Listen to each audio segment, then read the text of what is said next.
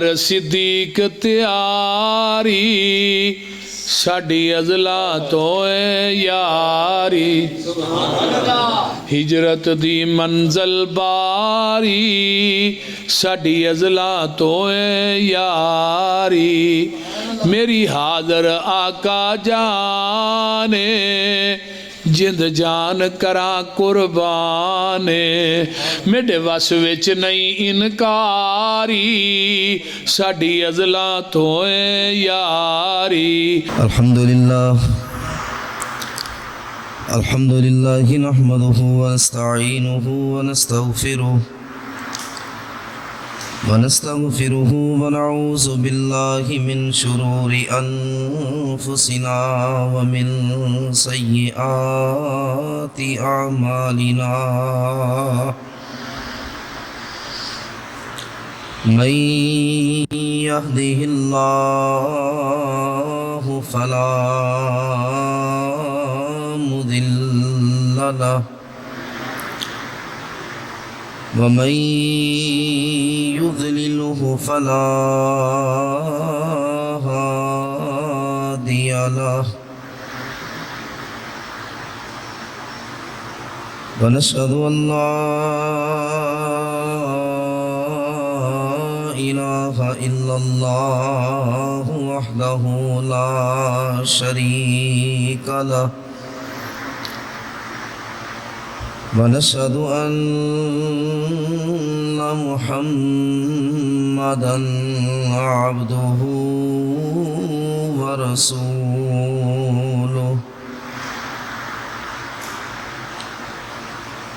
إن الله وملائكته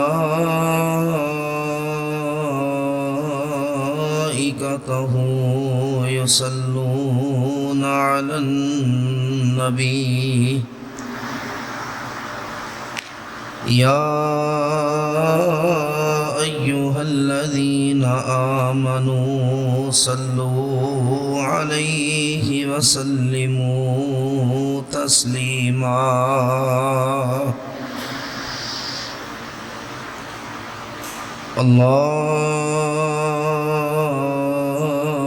اللهم صل على محمد وعلى آل محمد صلی اللہ علیہ وسلم كما صليت على إبراهيم وعلى آل إبراهيم إنك حميد مجيد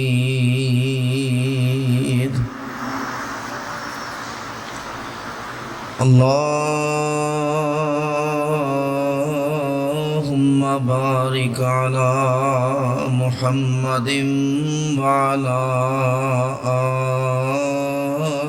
آل محمد صلی اللہ علیہ وسلم كما باركت على إبراهيم وعلى آل إبراهيم إنك حميد مجيد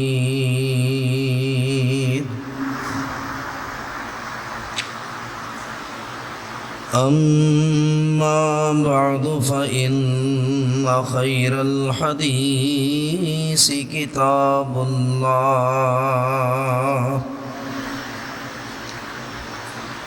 وخير الهدي هدي محمد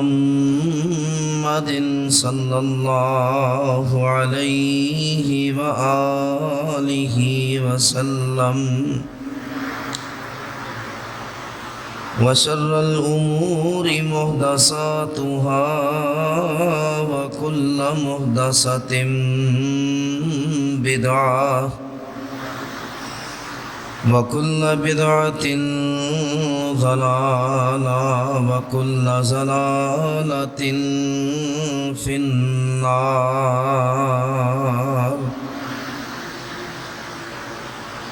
أعوذ بالله السميع العليم وبوجهه الكريم وسلطانه القديم من الشيطان الرجيم. بسم الله الرحمن الرحيم.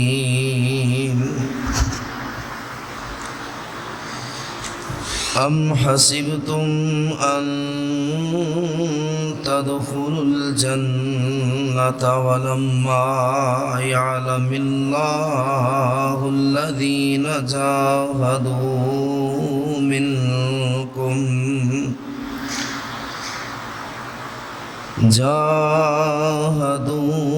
منكم ويعلم الصابرين.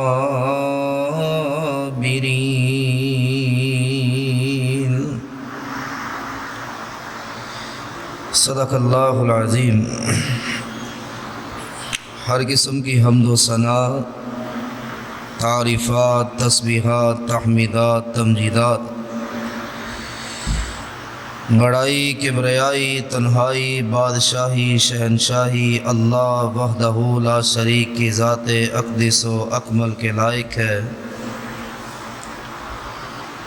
جو ہم سب کا پالنے والا ہے، ہم سب کا مشکل کشا ہے، ہم سب کا حاجت روا ہے،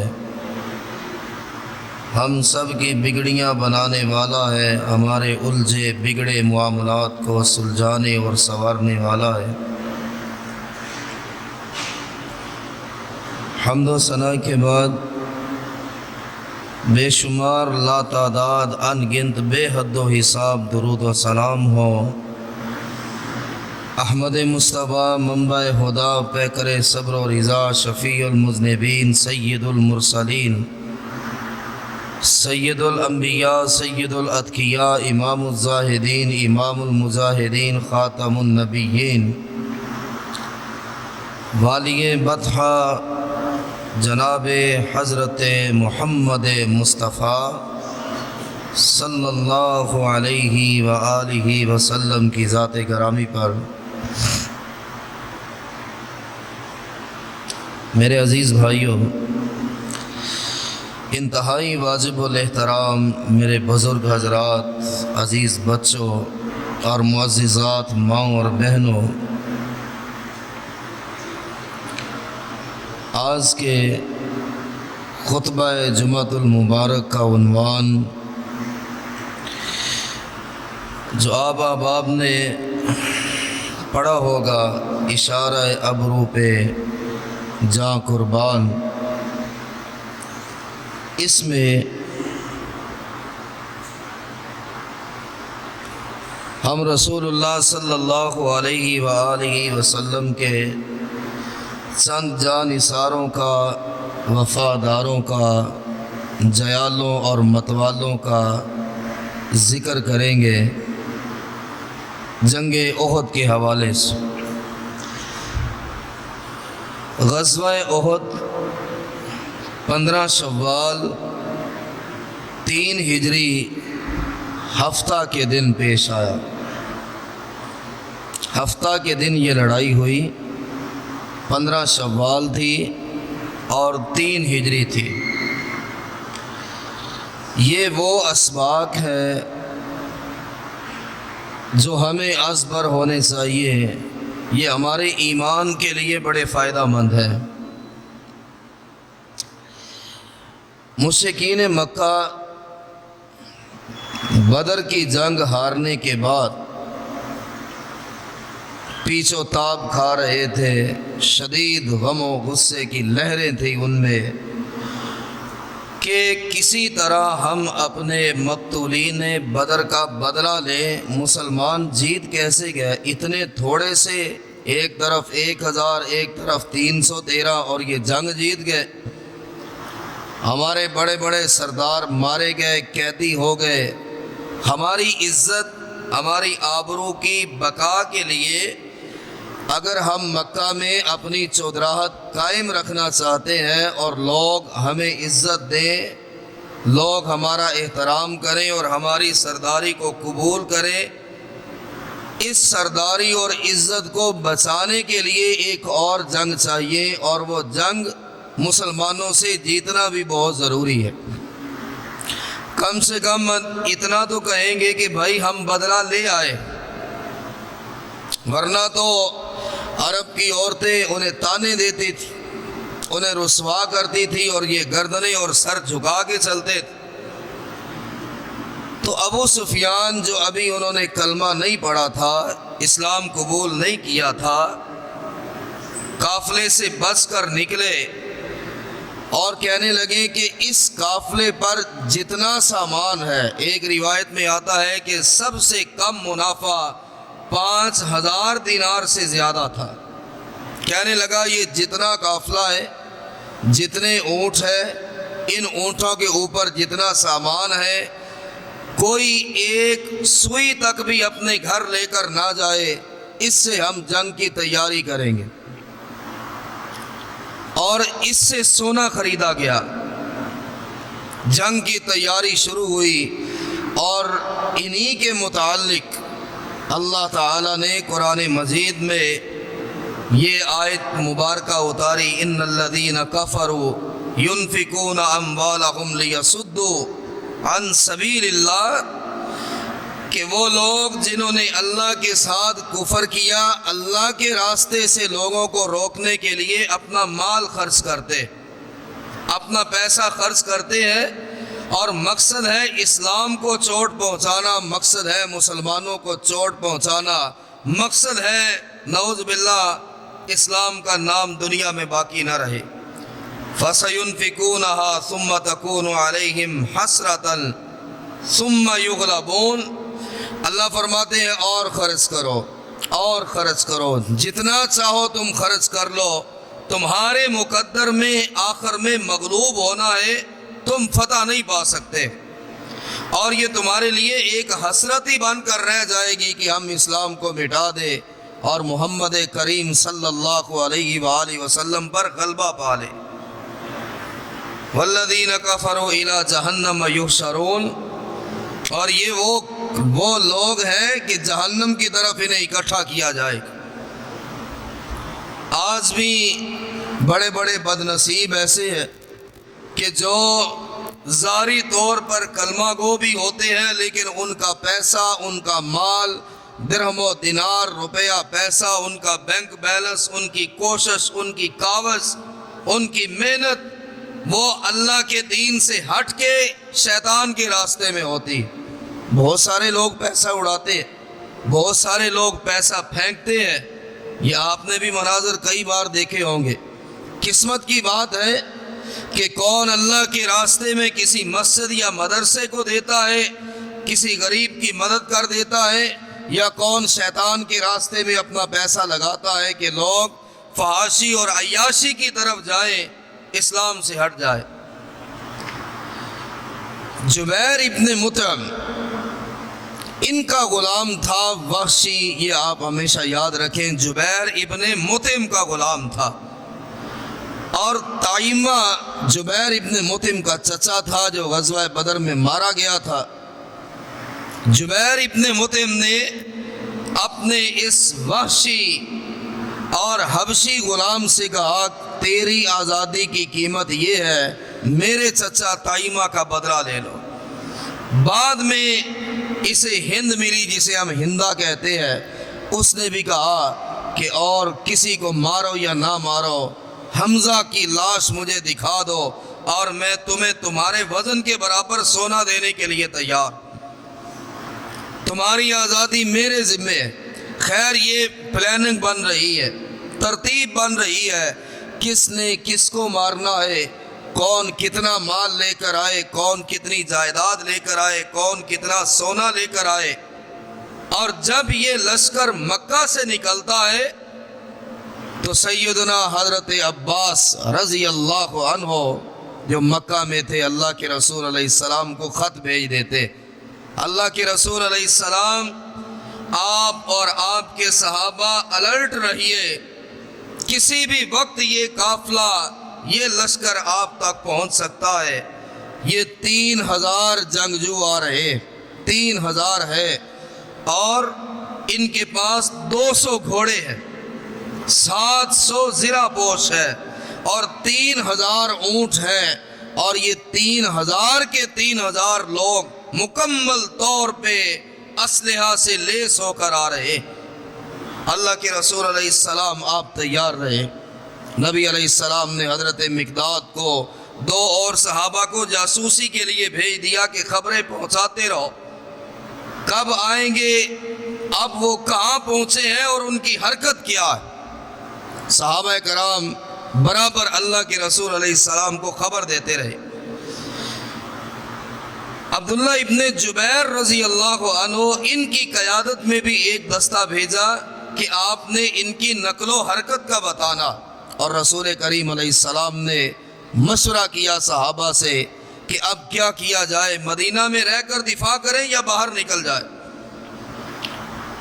تو ترتیب یہ بنی کہ جبل احد کے قریب ہم ان سے لڑیں گے، کھلے میدان میں، کھلی وادی میں۔ اور رسول اللہ صلی اللہ علیہ وسلم نے اپنے صحابہ سے فرمایا کہ چلو، اللہ کے راستے میں بدر کے بعد اب پھر جان دینے کا موقع آیا۔ کون ہے جو اس کے اشاروں پہ اور محمد کریم علیہ السلام کے حکم پہ گردنیں کٹوانے کے لیے تیار؟ صحابہ کرام میں کون ہیں؟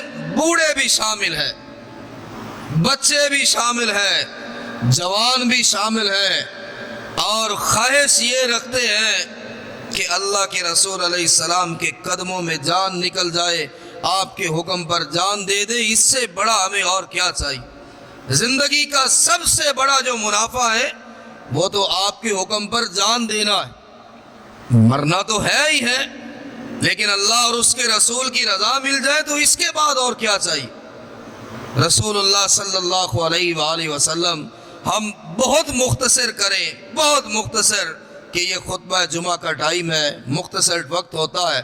آپ میدان احد میں کھڑے، صحابہ کرام آپ کے ارد گرد ہے، مشرکین مکہ ہر حساب سے مکمل اسلحہ لے کر آئے کہ بدر کی جنگ کے زخم انہوں نے یاد رکھے تھے کہ ہمارے پاس کہاں کہاں اور کیا کیا کمی آئی تھی، وہ ساری کمیاں پوری کر کے آئے۔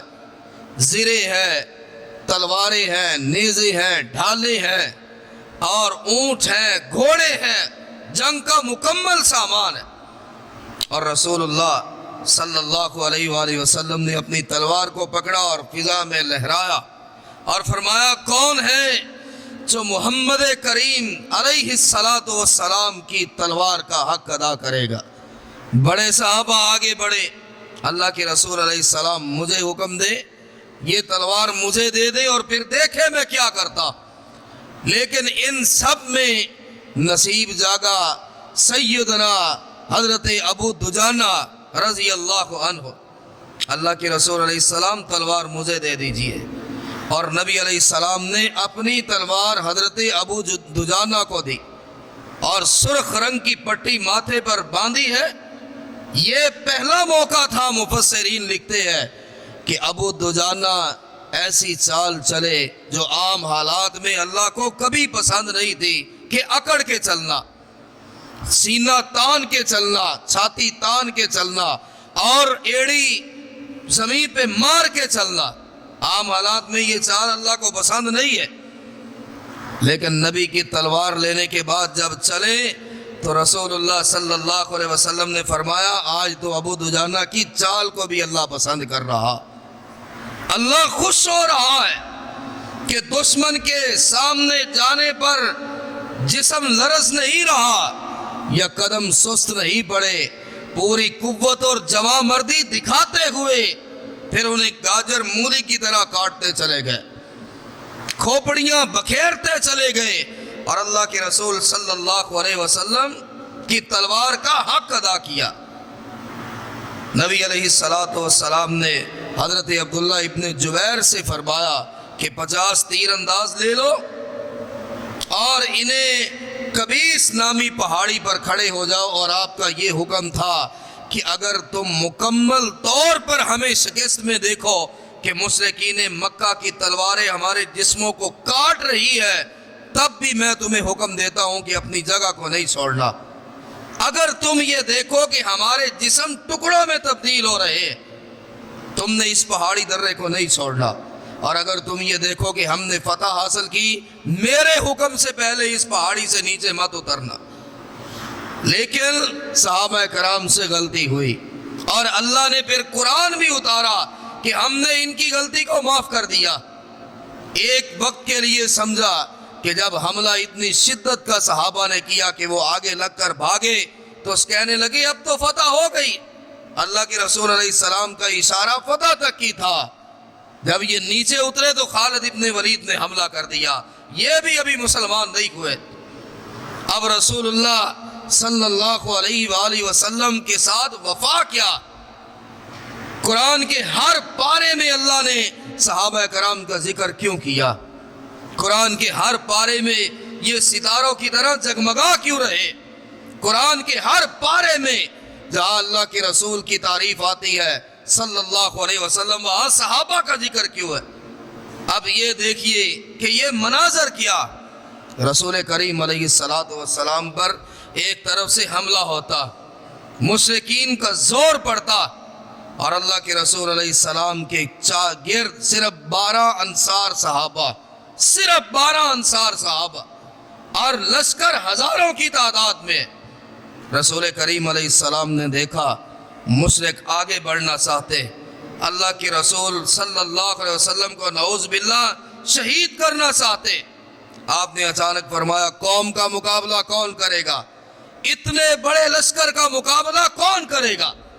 एक अंसारी आगे बढ़ता है, मैं अल्लाह के रसूल, मैं इनका मुकाबला करूंगा। आप अलैहिस्सलातु वस्सलाम ने इजाजत दी।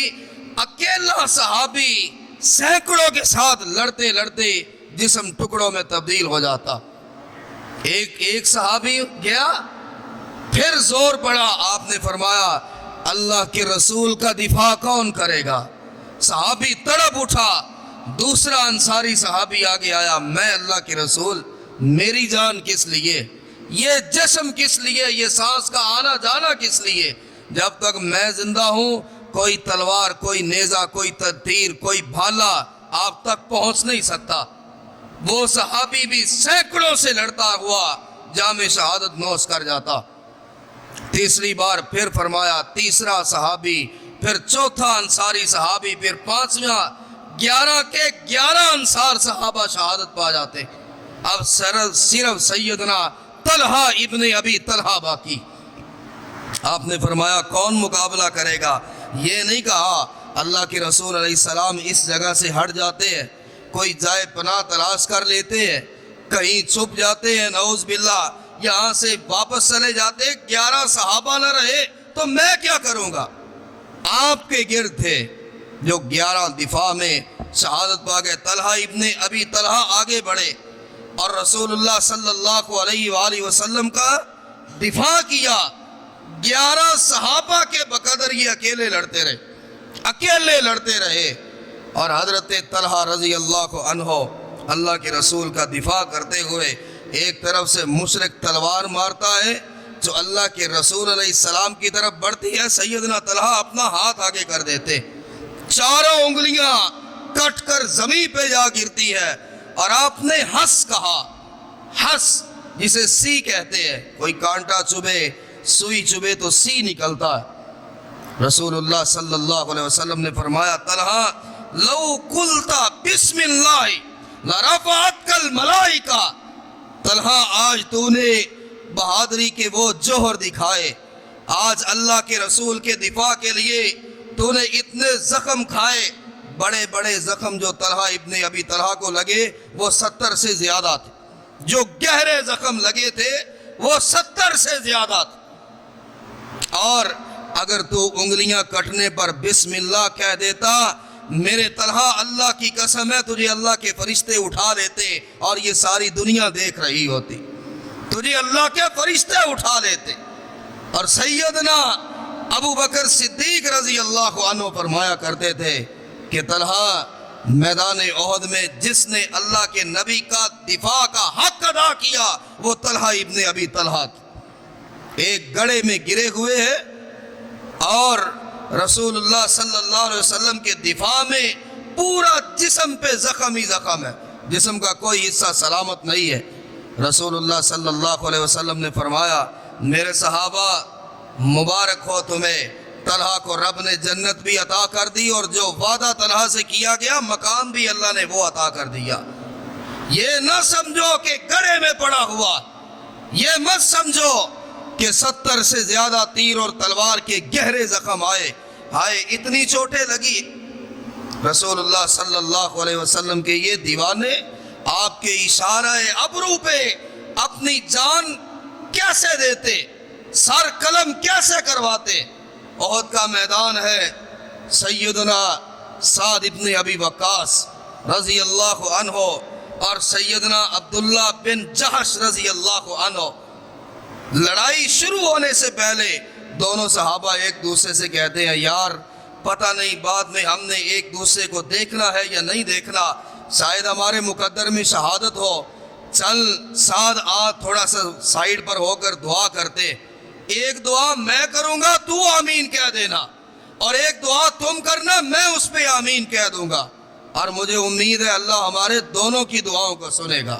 سعد ابن ابی وقاص نے اپنے ہاتھوں کو بلند کیا اور کہا میرے اللہ لڑائی شروع ہونے والی ہے، بڑے بڑے مشرک اور بہادر آئے، مولا جو سب سے بڑا بہادر ہے میرے مقدر میں وہ آ جائے، یا اللہ میری دعا یہ ہے ان بہادروں میں جو سب سے بڑا بہادر ہے میدان جنگ میں میرا اور اس کا آمنا سامنا ہو جائے، یا اللہ میں اس سے لڑوں اور پھر اس کو قتل کر دوں اور پھر اس کا مال میرے حصے میں آ جائے، مال غنیمت کے طور پہ اس کا مال میں لے لوں۔ یعنی کیا نیت تھی کہ سب سے بڑے بہادر کو اللہ میرے سامنے لے آنا، میں اس کا سر قلم کروں گا۔ حضرت عبداللہ بن جحش نے آمین کہہ دیا۔ اب حضرت سعد کہتے ہیں عبداللہ میرے بھائی تو بھی دعا مانگ۔ سیدنا عبداللہ بن جحش کی دعا دیکھے کیا، ہماری تمنائیں، ہماری خواہشیں، ہماری حسرتیں، ہماری آرزویں، ہمارے خیالات دنیا سے شروع ہوتے ہیں، تقریباً دنیا پہ آ کے ہی ختم ہو جاتے کہ یہ کرنا ہے وہ کرنا ہے، اتنا کمایا اتنا کمانا، یہ میرے مستقبل کے منصوبے ہیں، ان منصوبوں میں ہمیں موت آ جاتی۔ اور عبداللہ ابن جحش، سعد ابن ابی وقاص کہتے بھائی عبداللہ اب تیری باری ہے۔ عبداللہ ابن جحش نے اپنے ہاتھوں کو بلند کیا اور کہا میرے مولا میری دعا بھی یہ ہے کہ میرا آمنا سامنا اس دشمن سے ہو جو لڑائی میں بڑی طاقت رکھتا، جو لڑائی کے اندر بڑی طاقت رکھتا ہو، بڑا فن رکھتا ہو، جو مہارت رکھتا، یا اللہ بڑے سخت جنگجو سے میرا سامنا کروا، میں اس سے لڑوں وہ مجھ سے لڑے اور اللہ پھر وہ مجھے قتل کر دے، میری جان نکل جائے، پھر وہ میری ناک کو کاٹے، پھر وہ میرے کانوں کو کاٹ دے، میرے اعضاؤں کو الگ کر دے، اور قیامت کا دن آئے میں کٹی ہوئی ناک اور کٹے ہوئے کان کے ساتھ تیرے دربار میں حاضر ہو جاؤں اور تو مجھے پوچھے کہ عبداللہ اس حالت میں کیوں آیا، تیری ناک کٹی ہوئی ہے، کان کٹے ہوئے ہیں، اعضاء کٹے ہوئے ہیں، اللہ تو قیامت کے دن مجھ سے پوچھے کہ عبداللہ اس حالت میں کیوں آیا، ناک کیوں کٹوائی، کان کیوں کٹوائے، اور میں میدان محشر میں نعرہ لگاؤں اللہ تیری رضا کے لیے اپنے جسم کے ٹکڑے کروا کے آیا، یا اللہ میری یہ دعا ہے کہ وہ مجھے قتل کرے، ناک اور کان کاٹ دے اور اسی حالت میں میں میدان محشر میں حاضر ہو جاؤ۔ سیدنا سعد نے آمین کہہ دیا اور دونوں کی دعائیں قبول ہوئی۔ میدان جنگ کے بعد جب دیکھا عبداللہ ابن جحش کا لاشا پڑا ہے، ناک کٹی ہوئی ہے، کان کٹے ہوئے اور ہاتھ میں پروئے ہوئے، اور سعد ابن ابی وقاص اپنے بیٹے کو ایک دن رو رو کر بتانے لگے اس طرح میں نے اور بھائی عبداللہ نے دعا مانگی، میرے بیٹے میری دعا سے بہتر دعا عبداللہ ابن جحش کی تھی، اور مجھے امید ہے، مجھے یقین ہے قیامت کے دن بھی اسی طرح ہوگا جس طرح عبداللہ ابن جہش نے کہا۔ رسول اللہ صلی اللہ علیہ وآلہ وسلم کے صحابہ کس طرح اللہ کے رسول علیہ السلام کا دفاع کرتے، اور مال دیا، اسلام قبول کیا تو اپنی خواہشات کو چھوڑ دیا۔ کسی صحابی کی کسی تاریخ کے کسی ورق پر آپ نہیں دیکھیں گے اسلام قبول کرنے کے بعد کسی صحابی نے یہ کہہ دیا ہو اللہ کے رسول علیہ السلام آپ کا حکم یہ ہے لیکن خواہش میری یہ تھی۔ نہیں، پوری زندگی کے لیے یہی تھا جو اللہ اور اس کے رسول صلی اللہ علیہ وآلہ وسلم کا حکم۔ حضرت سعد رضی اللہ عنہ ایک اور موقع پر فرماتے ہیں، میں نے انس ابن نضر کو دیکھا رضی اللہ عنہ، صحابی ہے، بدر کی جنگ سے رہ جانے کا بڑا دکھ تھا انہیں، نہ پہنچ سکے، کہنے لگے اللہ ایک موقع صرف عطا فرما، میں بھی تیرے نبی کے ساتھ جاؤں، جنگ لڑوں اور اس جنگ میں مارا جاؤں۔ انس ابن نضر رضی اللہ عنہ کھڑے، حضرت سعد ابن ابی وقاص آئے، کہا انس میرے بھائی تیار ہو جا، جنگ چھڑنے والی ہے، مشرکین کا حملہ ہونے والا ہے۔ انس ابن نضر نے کہہ دیا سعد تو کہتا ہے تیار رہ، مجھے میرے رب کی قسم ہے احد پہاڑ کی دوسری جانب سے میں تو جنت کی خوشبو بھی محسوس کر رہا، مجھے تو جنت کی خوشبو بھی آ رہی ہے۔ اور انس ابن نضر کو جنگ کے بعد دیکھا گیا 80 سے زیادہ زخم ان کے جسم پہ آئے ہوئے، 80 سے زیادہ زخم، اور اتنا لڑے مشرکوں کو مارا، نہ بازو سلامت ہے، نہ ٹانگیں سلامت ہے، نہ چہرہ سلامت ہے، نہ سینہ سلامت ہے، 80 سے زیادہ بڑے زخم آئے، پہچاننا مشکل ہو رہا ہے۔ اور اکثر صحابہ کی رائے یہ ہے کہ قرآن کی یہ جو آیت اتری ہے یہ انس ابن نضر کے بارے میں اتری تھی، دعائیں جو رو رو کر بڑی کیا کرتے تھے، اللہ میں بدر سے رہ گیا، ایک موقع مانگتا ہوں، ایک چانس مانگتا ہوں۔ ہم بھی کسی معاملے میں کسی سے کہتے یار فلاں معاملے میں میں سست رہ گیا تھا، اچھا ایک موقع تو دو۔ انس ابن نضر موقع مانگتا رہا، اللہ سے ایک چانس مانگتا رہا، یا اللہ تیرے نبی کے ساتھ مل کر لڑنے کا ایک چانس چاہیے، ایک موقع چاہیے۔ اور انس جو اپنے رب سے وعدے کیا کرتا تھا، اللہ نے قرآن اتار دیا، ادھر لاش پڑی ہوئی ہے، جسم پڑا ہوا ہے، ادھر رب کا قرآن اتر رہا ہے، من المؤمنین رجال صدقوا ما عاہدوا اللہ علیہ، اور مومنوں میں سے ایسے بھی کچھ ہوتے ہیں جو اللہ سے تنہائی میں جو کہہ دے وہ اپنے وعدوں کو پورا کر دیا کرتے، وہ رب کو بہلانے کے لیے بات نہیں کرتے۔ اللہ قرآن اتار رہا ہے، مومنوں میں سے بعض وہ ہیں جو اللہ سے جو کہتے ہیں سچ کہتے ہیں اور اپنے وعدوں کو سچا کر دیتے۔ فَمِنْهُمْ مَنْ قَضَىٰ نَحْبَهُ وَمِنْهُمْ مَنْ يَنْتَظِرُ، کچھ ایسے ہیں جنہوں نے اپنے مقاصد کو پا لیا ہے اور کچھ انتظار میں کھڑے۔ رسول کریم علیہ السلام سیدنا سعد ابن ابی وقاص کہتے میں نے اللہ کے نبی علیہ السلام کے دائیں اور بائیں دو سفید لباس پہنے ہوئے لوگوں کو دیکھا جو اتنی شدت سے لڑ رہے تھے کہ اتنا تجربہ کسی اور میں نہیں تھا اور نہ کوئی اتنی تیزی سے تلواروں کے وار کرتا تھا۔ میں نے اللہ کے رسول علیہ السلام سے جنگ کے بعد پوچھا حضور میں نے دائیں اور بائیں دو سفید رنگ کا لباس پہنے دو لوگوں کو دیکھا، وہ تلوار بجلی کی طرح چلاتے تھے، اللہ کے رسول میں تو انہیں پہچان نہیں سکا وہ کون تھے۔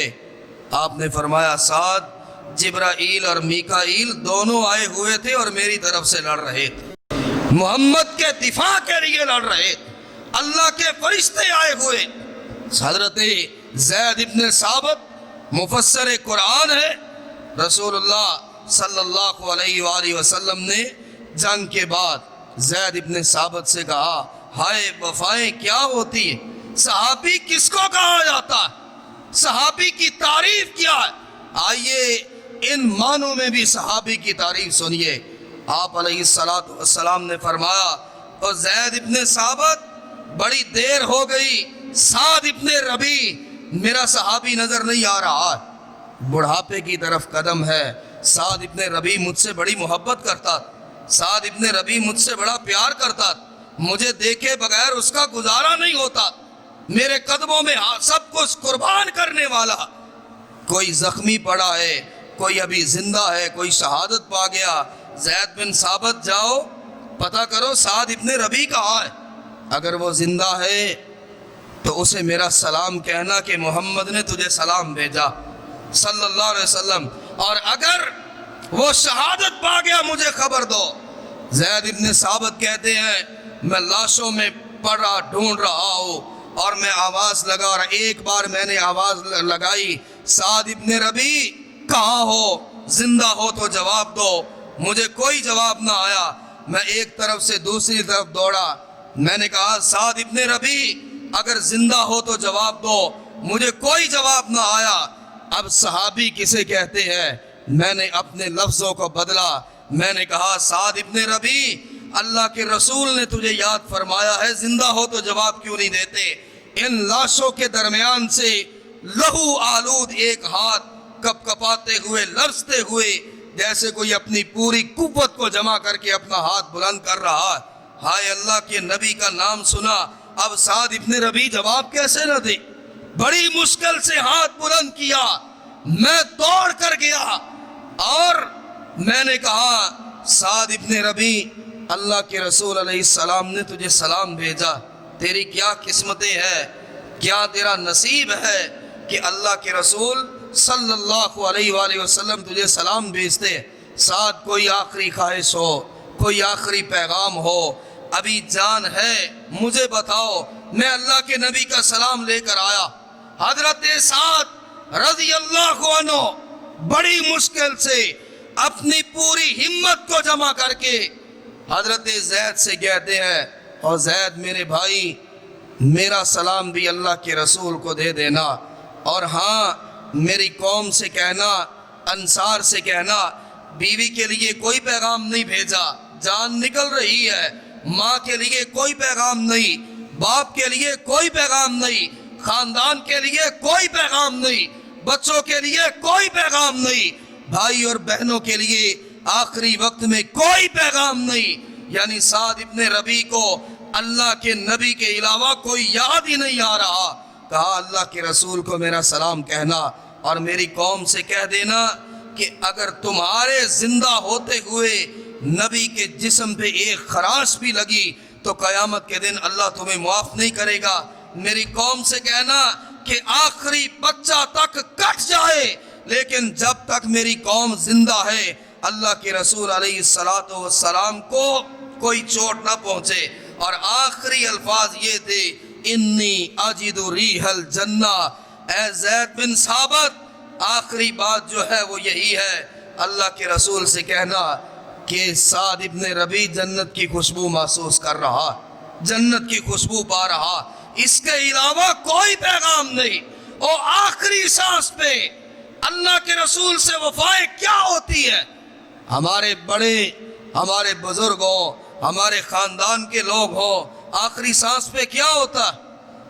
اکثر سنا ہے، دیکھا ہے، مثالیں ملتی ہیں کہ آخری سانس پہ بھی اگر کوئی بات نکلی تو شریعت کے خلاف نکلی، اور بیٹے میں مر رہا ہوں، فلاں کو گھر نہ آنے دینا، فلاں کے گھر مت جانا، فلاں کو میرا چہرہ نہ دیکھنے دینا۔ ماں بھی اکثر کہتی ہے، باپ بھی کہتا، تھوڑی سی لڑائی ہوئی، جھگڑا ہوئی، بیٹے یاد رکھنا کل کا پتہ نہیں، فلاں میری میت کو کاندھا نہ دے، فلاں میرا چہرہ نہ دیکھنے آئے۔ اور یہاں جان نکل رہی ہے تو کیا ہے کہ اللہ کے رسول علیہ السلام کو چوٹ نہ پہنچے چاہے میرا پورا خاندان کٹ جائے۔ ہم یہ کیوں نہیں کہتے کہ نبی کی کسی بات کو چوٹ نہ پہنچے، اللہ کے رسول کی کسی بات پر ہمیں قیامت کے دن باز پرس نہ ہو۔ خاندان جاتا ہے تو جائے، برادری جاتی ہے تو جائے، اور پھر اللہ قدر کرتا، اللہ قدر نواز ہے، قدر شناس ہے، اللہ سے بڑھ کے کوئی قدر کرنے والا نہیں۔ سیدنا جابر رضی اللہ عنہ فرماتے ہیں، صحیح مسلم کی روایت، کہ میں اس وقت صرف 9 برس کا تھا، 9 برس کا یا اس سے تھوڑی عمر ہوگی، بچہ تھا، اور میدان احد سے مجھے خبر آئی جابر تیرے ابو عبداللہ شہادت پا چکے۔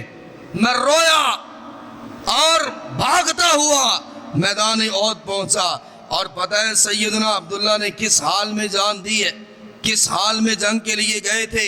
ایک جابر ہے, ایک بیٹا اور 9 بہنیں ہیں, 9 بیٹیاں ہیں اور ایک بیٹا, اور ایک لمحے کے لیے نہیں سوچا. 9 بیٹیاں اور ایک بیٹا, یہ 10 اولاد میں سے 10 ہے, انہیں کن کے حوالے کر کے جا رہا؟ اگر شہید ہو گیا تو ان کا کیا بنے گا؟ اگر جان نکل گئی, 9 بیٹیاں ہیں, کس کا سہارا تلاش کریں گی؟ کون انہیں آسرا دے گا؟ 9 بیٹیاں, ایک بیٹا, لیکن پھر بھی خواہش یہ ہے اللہ ان کو سنبھالے گا اور رب بھی ان کو پالنے والا ہے. میری خوش قسمتی تو یہ ہے کہ محمد کے قدموں میں جان دے دو صلی اللہ علیہ وسلم. حضرت جابر کہتے ہیں مجھے پتہ چلا, لوگوں نے بتایا جابر تیرے ابو بھی شہادت پا گئے. ان کا نام عبداللہ تھا.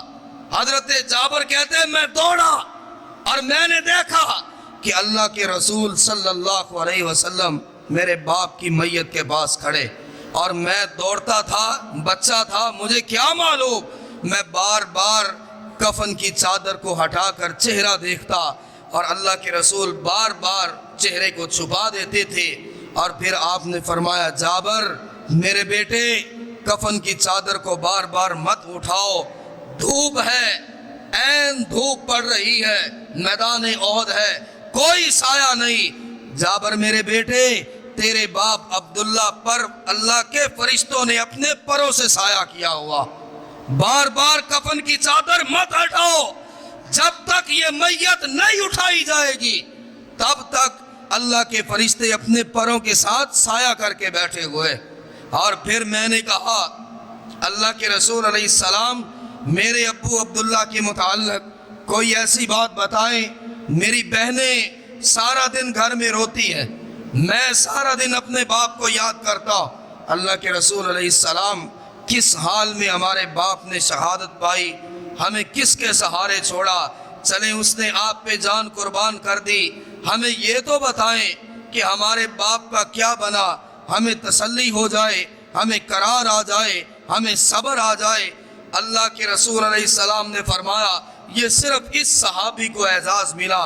آپ نے فرمایا جابر, اور میرے جابر, میرے بیٹے جابر, تیرا باپ عبداللہ اس کا مقام یہ ہے کہ اللہ نے کسی سے کبھی پردے ہٹا کر بات نہیں کی. جب تیرے باپ عبداللہ نے شہادت پائی اللہ نے بغیر کسی پردے کے تیرے باپ عبداللہ کو اپنے سامنے بٹھایا اور پوچھا او میرے بندے اپنا سر کٹا کے آیا ہے, نہ بیٹیوں کو دیکھا نہ بیٹے کو دیکھا, مانگ تو مجھ سے کیا مانگتا. یہ سنن ترمذی کے الفاظ ہے. اللہ نے بغیر کسی پردے کے جابر تیرے باپ عبداللہ سے ملاقات کی ہے, اور اللہ نے سامنے بٹھا لیا اور پوچھا عبداللہ میرے بندے مانگ کیا مانگتا ہے. اور تیرے باپ عبداللہ نے کہا اللہ ایک بار واپس بھیج دے, جو لطف گردن کٹانے میں آیا وہ زندگی کے کسی اور معاملے میں نہیں آیا, ایک ہی خواہش ہے واپس بھیج دے, پھر تیرے نبی کے قدموں میں جان دو. یا اللہ یہ لذت نہیں ملی جو مجھے شہادت کے وقت ملی ہے. رب نے کہا میرے بندے اب یہ تو نہیں ہو سکتا کہ تو واپس جائے. عبداللہ نے کہا میرے مولا پھر میرے اہل کو, پھر میرے ساتھیوں کو, پھر نبی کے صحابہ کو میرے متعلق کوئی خبر ہی دے دے, کوئی خبر ہی پہنچ جائے کہ عبداللہ کس حال میں ہے. تو یہ بات کرنے کے بعد رب نے قرآن کی یہ آیت اتار دی حضرت عبداللہ کی خواہش پہ, حضرت عبداللہ کے کہنے پہ. اللہ اگر واپس نہیں بھیج سکتا میری کوئی خبر ہی بھیج دے. اللہ نے قرآن اتارا وَلَا تَحْسَبَنَّ الَّذِينَ قُتِلُوا فِي سَبِيلِ اللَّهِ أَمْوَاتٌ بَلْ أَحْيَاءٌ عِندَ رَبِّهِمْ يُرْزَقُونَ. جو میرے راستے میں گردن کٹوا دے انہیں کبھی مردہ مت کہنا, وہ اللہ کے پاس ہے, وہ رزق باتے, وہ رزق باتے. اللہ ان کی خواہشات کو قرآن بنا بنا کر نازل کرتا, قرآن بنا بنا کر رب نازل کرتا. اور کیا ان کے مقام تھے اور کیا عزت دی, کیا مرتبہ تھا, اور اللہ کے راستے میں کس انداز میں یہ جانیں قربان کرتے. حضرت انس ابن نضر رضی اللہ عنہ ان کی بات کر رہا تھا کہ بدر کے میدان میں نہ آئے، دعائیں مانگتے رہے، اور ان کی دعا کا ایک حصہ یہ ملتا ہے سیرت میں، اللہ میں تیرے نام کی قسم اٹھاتا ہوں، میں تیرے نبی کے ساتھ جاؤں گا، اتنا لڑوں گا کہ اللہ میرا جسم بکھر جائے گا، میں اس جسم کی حفاظت رکھ کے کیا کروں گا۔ اور میدان احد میں اب صحابہ ڈھونڈ رہے ہیں، انس ابن نضر تم کہاں ہو؟ ایک صحابی دوسرے سے کہتا ہے یہ میت بھی مل گئی، وہ فلاں انصاری کا لاشا ہے، وہ فلاں مہاجر صحابی کا لاشا ہے، یار لاشیں بھی گن لی، زندوں کو بھی گن لیا، انس ابن نضر کا پتہ کیوں نہیں چل رہا ہے؟ کہ ایک طرف سے انس ابن نضر کی بہن انگلی کا ایک پورا اٹھائے ہوئے اللہ کے رسول علیہ السلام کی خدمت میں حاضر ہوئی اور کہنے لگی دیکھ رہے اللہ کے رسول، اللہ کے نبی، دیکھ لیجئے میرا بھائی انس جو تہجد کی دعاؤں میں، تہجد کی نمازوں میں دعائیں مانگتا تھا، یہ انگلی کے ایک پورے سے میں نے پہچانا ہے کہ میدان احد میں میرے بھائی کے جسم کے ٹکڑے پڑے ہوئے، انگلی کا ایک پورا ملا اور مجھے یقین آ گیا کہ میرا بھائی شہادت پا چکا ہے۔ انگلی کا ایک پورا کہیں پڑا ہے، دوسری انگلی کہیں پڑی ہے، پاؤں کہیں پڑا ہے، ہاتھ کہیں پڑا ہے، سر کہیں پڑا ہے، دھڑ کہیں پڑا ہے، یہ تو میدان احد میں میرے بھائی کے لاش کے ٹکڑے پڑے ہوئے۔ اور رسول اللہ صلی اللہ علیہ وآلہ وسلم کے صحابہ اور صحابیات، اب ہمارے گھر میں کوئی خوشی ہو ہم کہہ دیتے مولانا آپ اتنی شدت نہ اختیار کیا کرے، سخت جملے نہ بولا کرے، خوشی کا موقع ہے، بیٹا ہے، اس کی خوشی ہے، ایک دن کے لیے شریعت میں کوئی لچک ہی دے دے، یا لوگوں سے باتیں کرتے یار ہمارا امام ہمارا خطیب بڑی سخت باتیں کرتا ہے، اور کیا ہے جی اب خوشی کا معاملہ ہے، مولانا دین میں اتنی بھی سختی نہیں ہے، کیا مطلب ہے ایک دن کے لیے دین کی حدوں کو کراس کر لینے دے، نہ اللہ کو کوئی فرق پڑے گا نہ اللہ کے رسول کو کوئی فرق پڑے گا، غم کا موقع ہے، مولانا جانتے ہیں یہ شرعی معاملے سے ہٹ کر ہے، لیکن کیا کرے اب رسمیں بھی تو ہیں، برادری بھی تو ہے، خاندان بھی تو ہے، لیکن جو وفائیں کرتے ہیں وہ وفائیں ہی کرتے۔ ایک صحابیہ ہے میدان جنگ سے باہر ہے، کسی نے دروازہ کھٹکھٹایا، ماں جی آپ کا شوہر وفات پا چکا ہے، شہادت پا چکا ہے، یہ عورت ہے، اب شوہر سے بڑا سہارا اور کون ہوتا ہے دنیاوی معاملے میں، اٹھی برقع کیا، انا للہ و انا الیہ راجعون پڑھا، اور خبر دینے والے سے پوچھا کہ شوہر تو میرا شہید ہو گیا، اللہ کے رسول کا حال کیا وہ زندہ ہے، کیا وہ سلامت ہے؟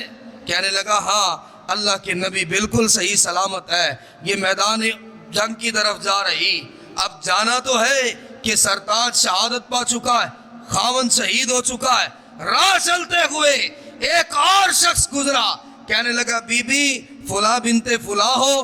ہاں میں فلاں کی بیٹی فلاں ہوں، بی بی تجھے خبر یہ دینی تھی تیرا باپ میدان جنگ میں شہادت پا چکا ہے۔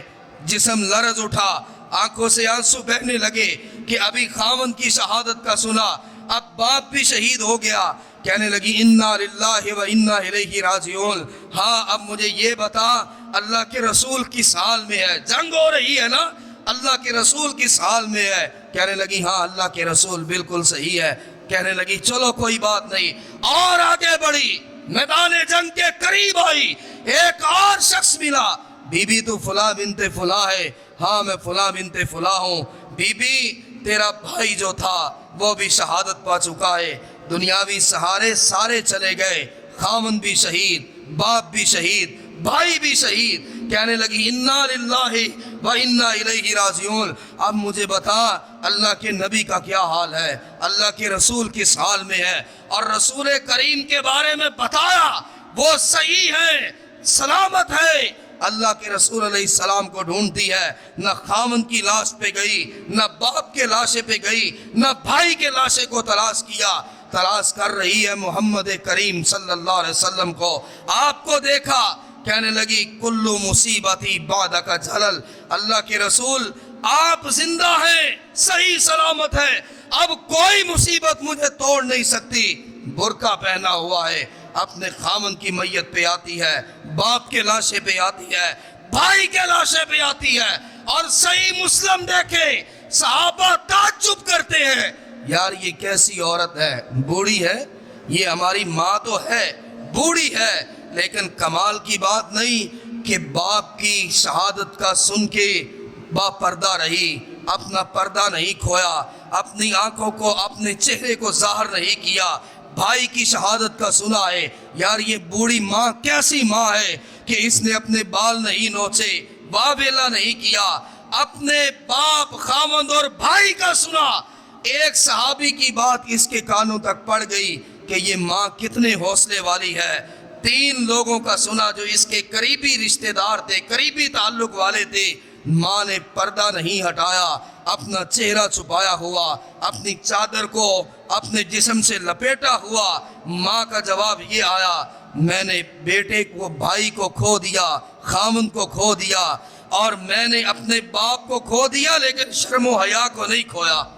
میں نے ان کو کھو دیا، اللہ کی مرضی، لیکن شرم و حیا کو نہیں کھو سکتی۔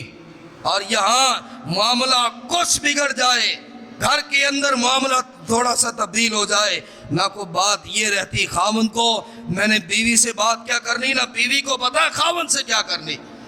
اور رسول اللہ صلی اللہ علیہ وسلم کے آپ ان صحابیات کو دیکھیے، خبریں شہادتوں کی پا رہی ہے، اور میدان جنگ میں بھی کھڑی ہے، اور مکمل باپردہ کھڑی، مکمل باپردہ کھڑی ہے۔ ہمارے آج یہ چٹکلے بن گئے، اور ایک دوسرے کو تسلی دیتے ہوئے کہتے ہیں یار دل صاف ہونا چاہیے، یہ نظر کی کوئی بات نہیں جی، جس کا دل پاک نہیں اس کی نظر کا بھی کیا، او کوئی بات نہیں، دل پاک ہے تو چہرے پر بری نظر نہیں پڑ سکتی۔ یہ اتنا بڑا تانا ہم صحابہ اور صحابیات کو دیتے، کیا امہات المومنین کے نعوذ باللہ دل پاک نہیں تھے؟ وہ پردہ کیوں کرتی تھی؟ نابینوں سے بھی اپنے چہرے کو چھپایا کرتی۔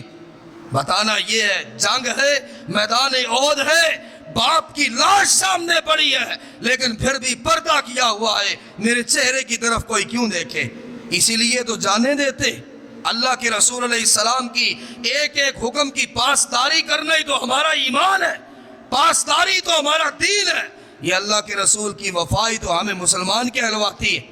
سیدنا حضرت زیاد ابن ثقل رضی اللہ عنہ، کون صحابی ہے؟ کمزور سا انصاری صحابی، دبلا پتلا سا، اور صحابہ کہتے شاید ہمارے نزدیک ہم یہ گمان کرتے تھے کہ زیاد ابن سکن بھی کسی سے لڑ سکتا، کمزور سا ہے، پتلا سا ہے، تلوار اٹھائے تو پتہ نہیں چلا بھی سکتا ہے کہ نہیں۔ اندازہ کرے جسم کی کمزوری اتنی ہے کہ صحابہ کہتے ہیں زیاد اب تو نے بھی بھلا لڑنا، اب تو بھی لڑائی کرے گا، یار کمزور سا آدمی ہے۔